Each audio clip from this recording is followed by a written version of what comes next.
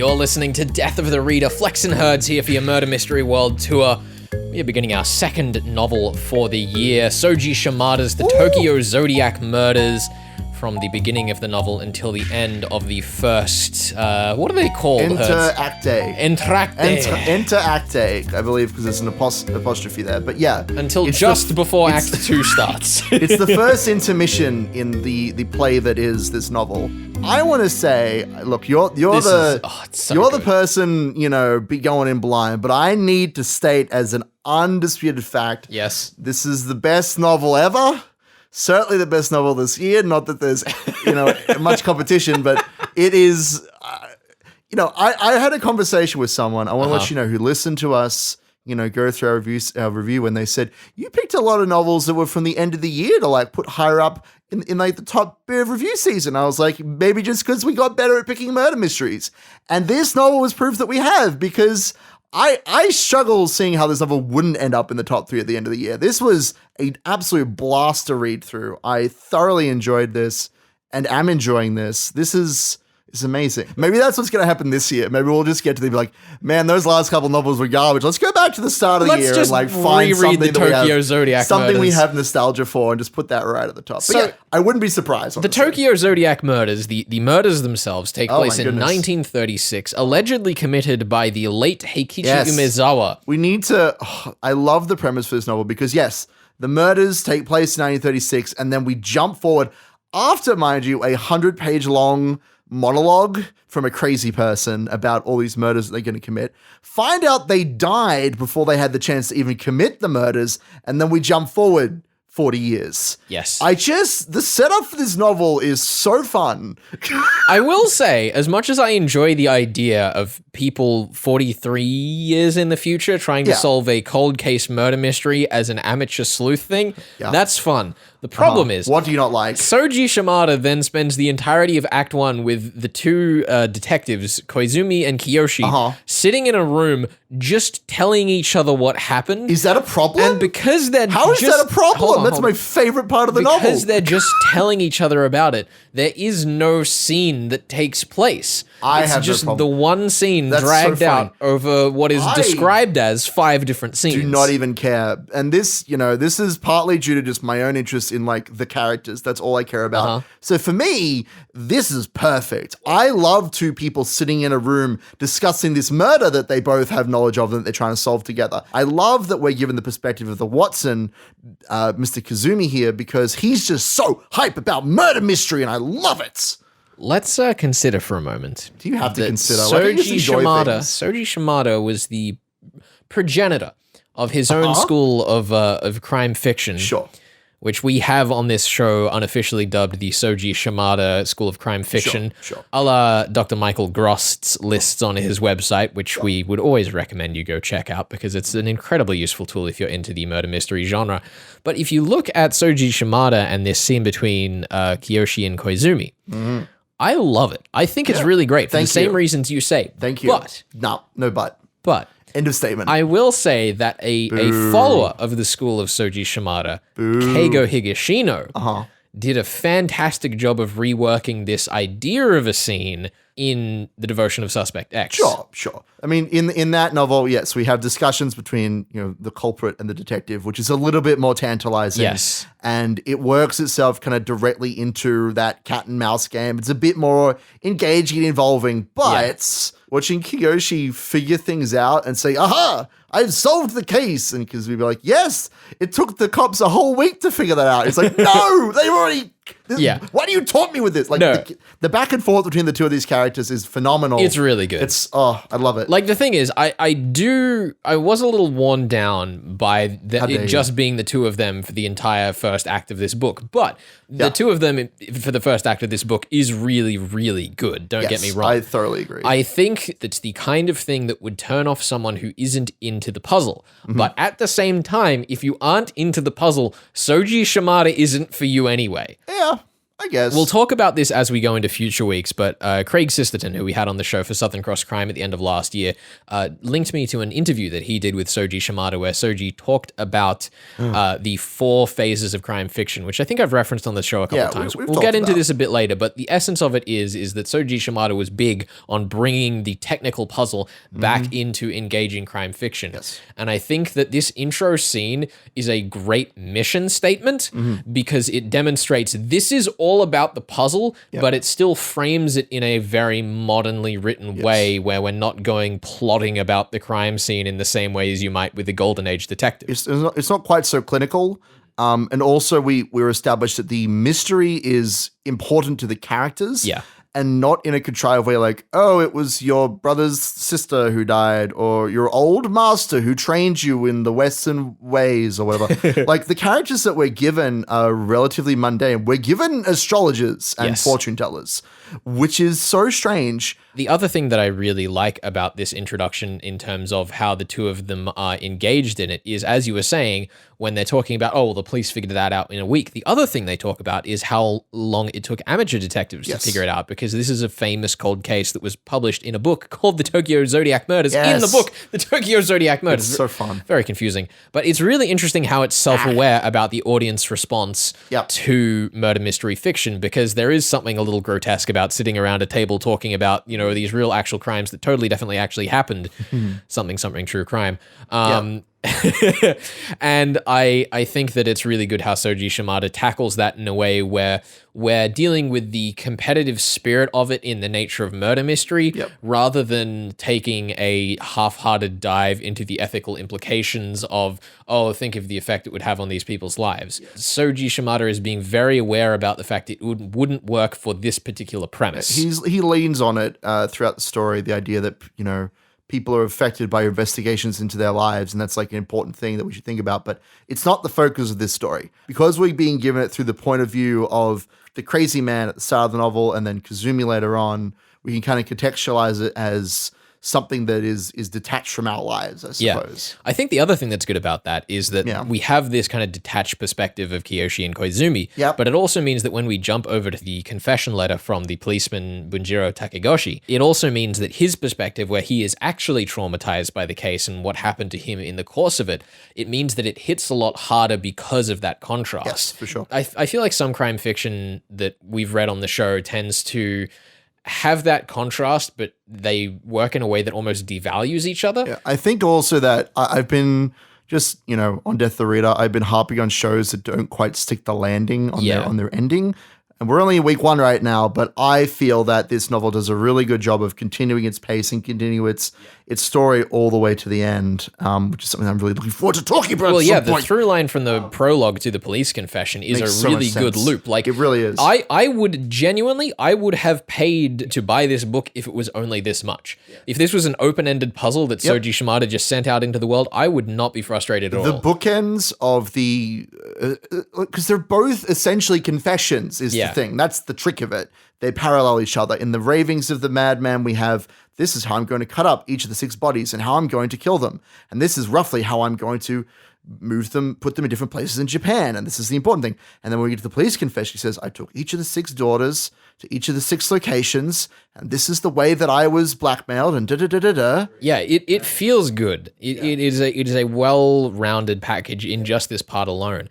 And actually, now that we've mentioned it, let's talk a little bit about the case. So basically, Heikichi Umezawa, who we mentioned, had a suicide note, a confession that he was going to murder 6 of the women in his family. A recipe, you might say. An alchemical recipe. Cut them up into pieces, dot them around Japan to raise Azoth, the one perfect woman made from the pieces of all of them. Well, to be clear, like, the Azoth is supposed to be like the perfect element that will at once like bring untold riches and also resurrect the old empire of Japan. That's like the significance that Heikichi puts on Azoth. It's really interesting how it's written about simultaneously as this like female personification, but also as this just like godlike magical element. He comes to the conclusion that Azoth has to be a woman because he likes women.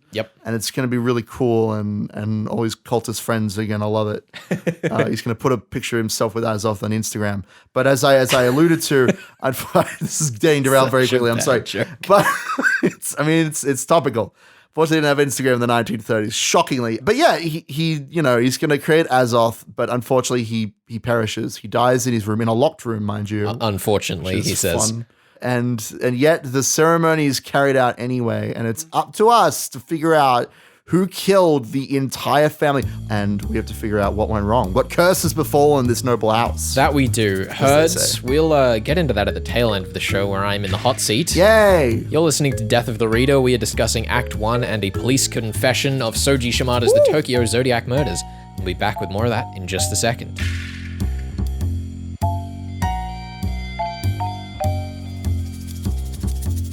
You're listening to Death of the Reader. Flex and Herds here. On the line, we're joined by Ann Chapman, author of A Kind of Catharsis, a grimy tale set in Invercargill, New Zealand, where she grew up, before satiating our lust for some yeah noir, and also penned several non-fiction works on heritage roses. And that's quite the leap, Ann. Welcome to the show. Hello. Well, I'm pleased to be here. And yes, it is quite a leap to go from what is essentially fact-based stuff to information that just comes out of my head. Yeah, I can imagine. So Anne, a Kind of Catharsis features a vast cast of characters that feels is so much busier than your average murder mysteries as they go about trying to get justice, gain turf, revenge, and more.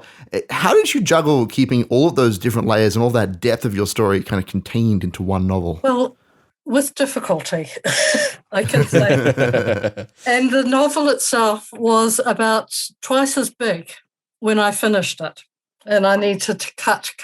So that's what I did. And my process of writing this murder mystery was that I had attended a workshop by renowned novelist, poet, writer called Renee, who is a friend and who lives in Otaki as well. And the theme of the novel kind of came about because of a conflation of a number of events. And one was that I couldn't get a printer interested in my male version of Women in My Rose Garden. So it was just sitting languishing in my hard drive. My youngest sister died. My grandson got leukemia, and I attended Renee's course, and I thought, well, can I weave a story using those things? So that's what I did. Yeah, I think it's really fascinating. The book that we're reading alongside this on the show, The Tokyo Zodiac Murders, delves a lot into the personal interests and the connections of Soji Shimada, the author, and his fascination with mysticism. And I notice in here as well, there are a few well-detailed flowers that remind us of your previous nonfiction. So as well as, the difficulty in making the leap and learning from that workshop into making murder mysteries, how was it kind of injecting yourself and those personal stories? Because obviously, there's a character who's struggled with leukemia, and we deal with the death of George's sister very early in the story, and that continues to be a theme through the novel. How was it injecting and kind of letting those emotions out in the process of actually writing the book? Well, I found it quite hard, and Renee, my tutor, kept saying to me, get out of the fact and into the fiction. And so I had to make that leap of, yes, although these things happened in my life, the book is not really about those things. I mean, my sister wasn't murdered, so let's put that out there. I just used her death and her illness as something to hang a story on, if you like. The fact that my grandson got leukemia, I just thought that was an interesting aspect of many people's lives and how they deal with that, and how these days people survive leukemia. It was many years ago, as a young nurse, that I used to nurse young leukemia patients, and they invariably died.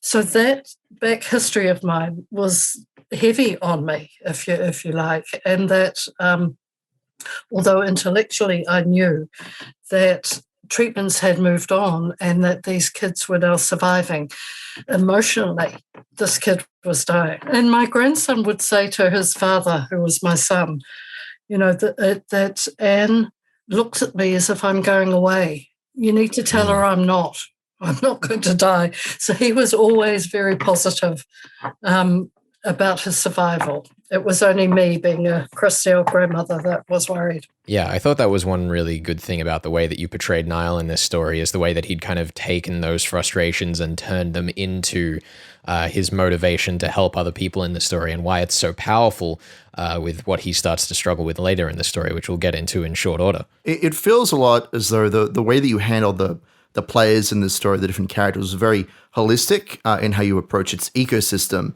its benefiters, its detractors, that sort of thing. What led you to put such a slimy parasite in the form of Rob Bennett into that ecosystem there, Anne? As a nurse, and also I was a local government politician for 18 years. And so I learned a lot about bullies. A lot of doctors are bullies, a lot of patients are bullies, and local government is full of bullies. And I have this abiding hatred now of bullies. So Rob, in my story, was essentially a bully, and he wanted things his way. Renee said to me, I paint my villains really well, but I'm not so good at painting my good people. I thought that was one of the very fascinating things about the way that you portrayed ostensibly the protagonists in this story, is that so much of the narrative weight to what they go through is not only them struggling with what the bullies have done to them, but also with the thirst for revenge, and, you know, balancing that with their innate sense of justice. And, you know, when you look at this in the personal catharsis that you went through in putting pen to page, do you think that we all need some way, be it writing crime fiction or listening to loud, angry music, to vent our demons in the way to deal with these bullies and these darker parts to life? Well, yes, I do. And I used to have a 3-acre garden and a rose nursery, which is why there's so much rose stuff in the books.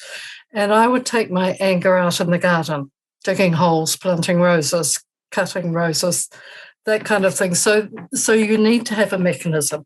And what I wanted to do was explore the lengths that good people will go to get justice. No, I think one of the other things that impressed me so much about that novel is, as well as managing to get not only, I guess, your catharsis across, but the catharsis of the protagonists in the story once they've resolved themselves to do what they do without throwing any spoilers out there. But simultaneously, once we've had that catharsis and that resolution, the book then ends up in a place that sets up directly for a sequel that you already laid a preview for at the end of the book, without feeling like it was entirely open-ended either. And I thought that balance was really impressive. When did the plan of making it a series become a decision rather than just an idea? Towards the end of the book, when I was just finalizing, I thought this book was about women as victims, and I have worked with women all my life, and so I decided that I wanted to make another novel using some of those people, but making the women the stronger in the second novel. So to try to balance that, women as victims, but also women can be really strong people as well. And finally, Anne, this is a show here about murder mystery. We do murder mystery fiction. We solve them as we go. And one of the things that fascinated me is that, you know, this is ostensibly a murder mystery, but it completely subverts that in a very, I think, fascinating modern way, where we actually see just about every crime happen on screen, and then the mystery more becomes, you know, who gets away with it rather than the very technical locked rooms. Yeah, rather than who did it. We know who did it, but whether they get away with it or not, and how they did it. Do you think that there is just as fascinating a question in that approach to murder mystery as there is in solving the crime from the ground up in the way that the classic stories do? Well, I thought it was a really interesting way to approach the novel, because I don't think it would have worked if I'd done it in the traditional way. And again, it's this good versus evil. And I think for this particular catharsis, it worked really well. Yeah. I think it definitely had me surprised. I was certainly shocked when we came when we came up to is it the third murder in the book? You start to lose track at some point. It's like, how can she keep making these crimes grimier, and we keep going? And this is a little old lady who lives in rural New Zealand. Where does she It's always the one you least expect. Yeah. Where does she get this stuff from? Absolutely. Well, Anne, it has been an absolute pleasure speaking with you here on Death of the Reader and reading through A Kind of Catharsis. We'll have links up on the podcast to get the book if you're curious in checking it out. A bit of a different noir, modern murder mystery approach, as we mentioned there. So, Anne, thank you so much for joining us here on the show. Well, thank you for asking me. It's been a delight.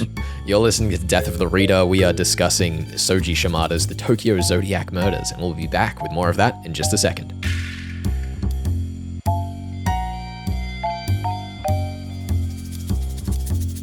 You're listening to Death of the Reader. Flex and Herds here for your Murder Mystery World Tour. And my goodness, Herds, we are still in the middle of Soji Shimada's The Tokyo Zodiac Murders. Middle. Act 1 and the police confessions. Well, it's funny you say the middle because technically we're only at the end of Act 1 of 5, but that's also like page, in my copy at least, page like 480 out of 1,000 pages. You do have a very small screen that you read us on. It's true, I do. I have a teeny tiny screen, but it's good. It's a good little screen. It works. I can read it in bed. That's how I usually read murder mysteries. For those of you bed. who aren't familiar, Herds and I are both ebook readers. We are. Herds largely just because, he doesn't have anywhere to put paper in his house. It's true. Me, because I annotate my books to just the nines, and I would hate to deface an actual paper book with all of my scrawlings. Is the thing. You don't want to look at the actual books that are in Flex's house because they're all just covered in occult scrawlings and notes to summon, murder mystery gods. It's quite embarrassing, really. It really is. I would never be able to donate them because I would be put in prison. You'd also be putting, I presume, the solutions to the book way earlier in the book than you're supposed to have them. But that's all other thing. I suppose that's true. At least for murder mystery books. Who's to say that I don't make notes on other books as well? That's true. It's possible. But Herds, we are here to solve the Tokyo Zodiac murders, and I have something to ask you. What's that question? I am so confident about this one that I think I should not tell the audience what I think. We mentioned it on last week's show that we've read a book that was inspired by this one. Very, very strongly inspired. That I don't know if the two are connected in terms of how their mystery works. Yeah. But I will leave it up to your professional judgment as to should I tell the audience what my theory is. I've told you I'll tell you what I think. Mike. I am going to put a point today on the solving of the first locked room murder. I want you to tell me how that locked room murder took place and maybe talk about Kazue's death. Sure. And if we have time, we can dive into the 6 bodies. Okay. But I think I want the focus for this week to be on those, because there's essentially 3 crimes to solve here. I think we'll do the first 2 today, and maybe we give some hints as to your grand design. All right. But we'll talk about the big whopper next week. That sounds good. How's that sound to you? Sound fair? Sure. Awesome. What did you want to ask me about the first locked room, Herds? How because is it done? as we know on a murder mystery, Herds, a locked room doesn't matter because the fact is it was done. The premise of a locked room is that it was not a locked room, but you need to tell me how the locked room was constructed, Flex. That's part of the spirit of a murder mystery. And I want you to tell me how you think this locked room was constructed. Well, there's a whole bunch of different clues here. There's the footprints in the snow. There's the broken glass ceiling. There's the bed that's like on the murder body. There's also an identical twin. Do you think the identical twin factors into this at all? Absolutely not. That's garbage. Why would they put an identical twin in this novel if there wasn't going to be some kind of body double? That's an excellent question, actually, now that you ask it.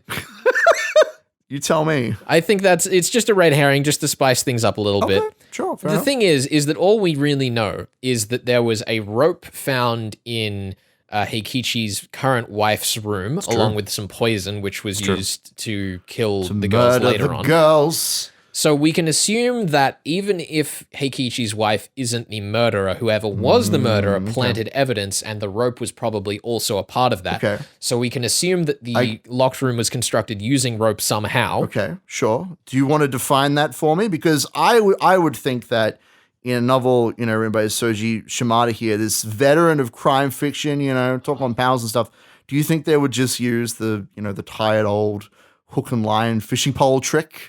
Is this a 3-tap scenario? A fake 3 taps scenario? A 2.5 taps, if you will? Oh my goodness. Is that what's happening here? That's a throwback. It is! Shout out to those of you in the audience who've listened to the 3 taps and know what Herds is on about. I need you to be more specific. Because all you've told me so far is that it's not actually a locked room here's the thing. and it involves rope. That's not sufficient for a point. Here's what I'm positing to you. What are you positing? They closed that padlock by throwing rope either through the skylight or through the window that their footprints were around, which doesn't make a difference. Which window it was doesn't make a difference. Sure. Okay. So you think it was they threw some rope in and pulled the padlock Presumably shut. they tied the rope while they were still in there, then closed the door and locked it from the outside. And how do you think that the man was actually killed? You assume it is Heikichi, so do you think he was killed by bed? No, You think he was not killed by four women lifting four up a women bed. lifting up a bed and dropping it on him? That makes sense to me. That seems legitimate.